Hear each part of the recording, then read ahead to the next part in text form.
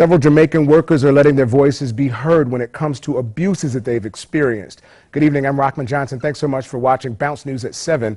And right now what we know is that the group says they were promised at least 40 hours of work per week along with benefits, but they haven't received anything. Almost all of the workers went unpaid, and even 13 people were forced to sleep inside a 2-bedroom apartment for a month and a half. It was a riveting tale, and they told it. Thankfully, they're here joining us to talk about it. One of those workers, Shelly Ann Harris, is here with us as well as one of the members of the NGA, the lead organizer, Jacob Horowitz. Thank you both for joining us today.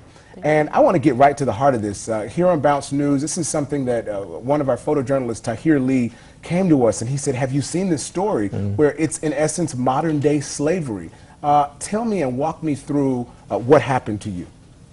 Well, as you know, we were offered a job in Jamaica, so we gladly accept the job to come here to make some money and then for a better life for our children. So we came here on the 19th of April with expectations, promises that were made to us in Jamaica by this Mr. Clean.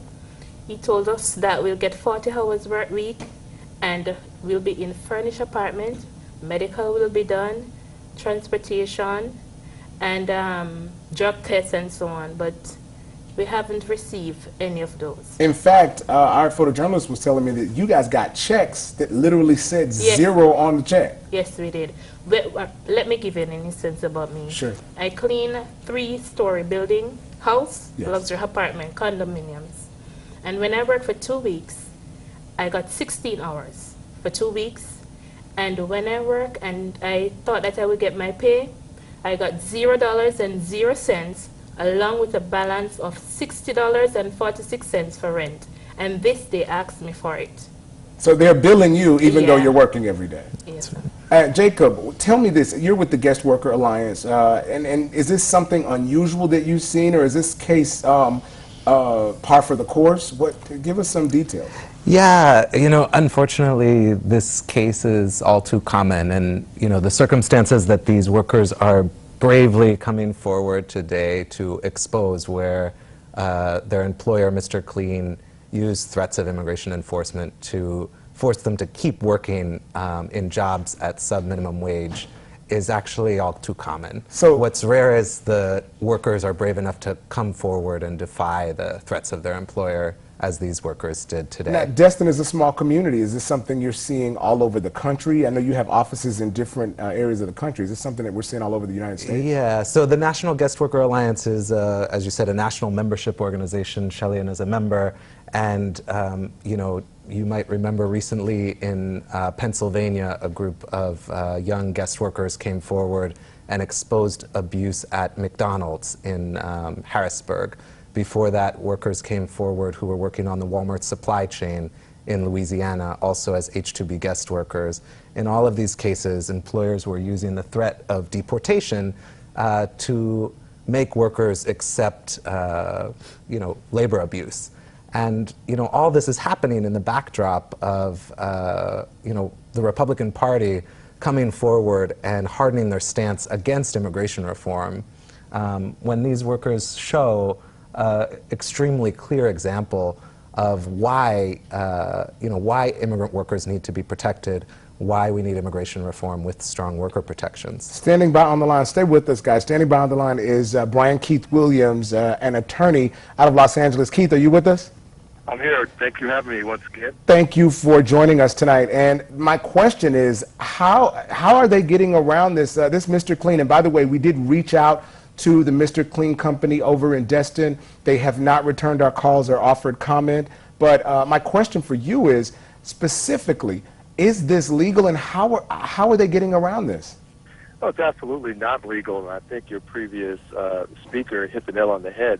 There's so much of this that goes on throughout the country, whether it was the Thai workers in Los Angeles, there are some workers from Central America and the Central California portion of the states, and the Jamaican workers and Haitian workers in Florida along the East Coast.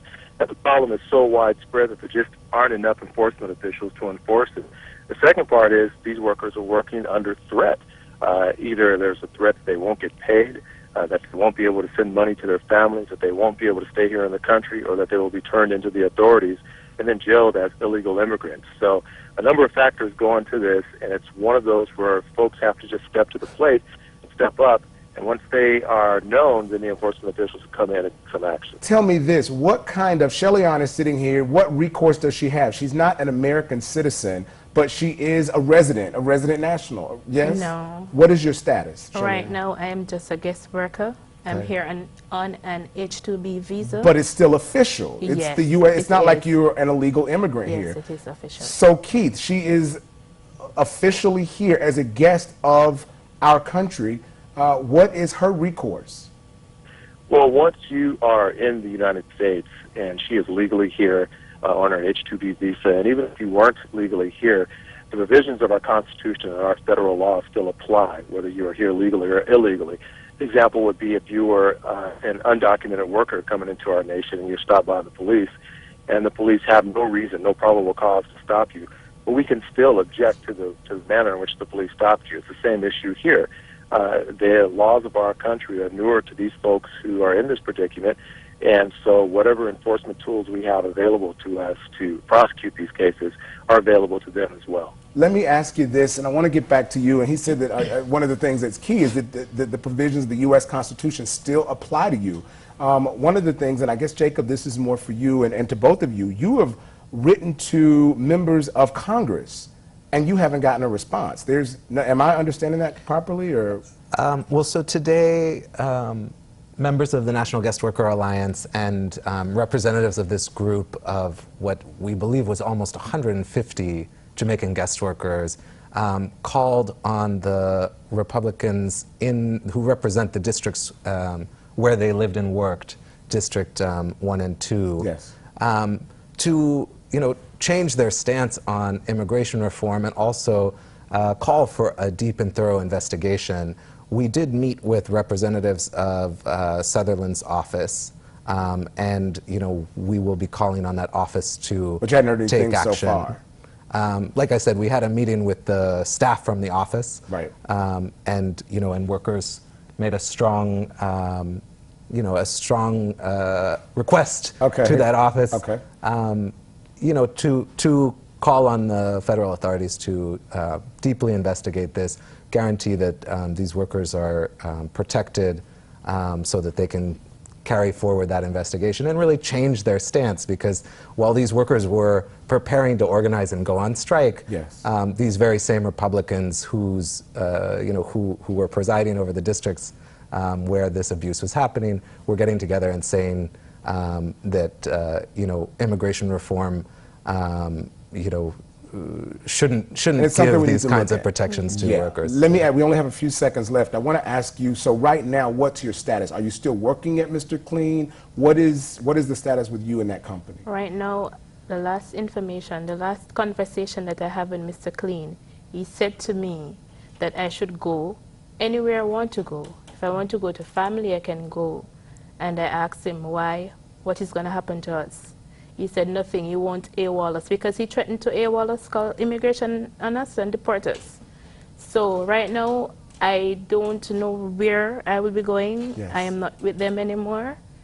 And I'm just putting my trust in the Lord that something will work out for us. We will be following this story closely. Thank you for sharing it with us. This You're is not the welcome. end here at Bounce. We are just, I'm glad you came and sat down with us to give us a little background. And Brian, thank you so much for joining us as well. Brian Keith Williams on the phone with us from Los Angeles. We'll be talking to you guys again very soon. Thank you.